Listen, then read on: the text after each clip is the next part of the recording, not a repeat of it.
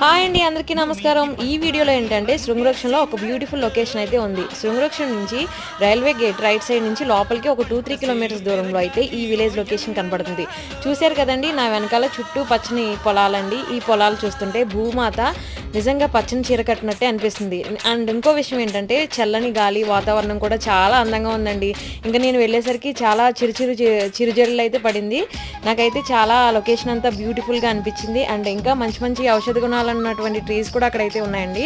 నేను కొంచెం ఎదరికి వెళ్ళిన తర్వాత అక్కడ ఒక పెద్ద మర్రి చెట్టు అయితే కనిపించింది. మర్రి చెట్టు అయితే చాలా పెద్దగా అనిపించిందండి. అండ్ ఇంకో విషయం ఏంటంటే ఇక్కడ ఒక అమ్మవారు ఉందండి తాడి చెట్టు కింద.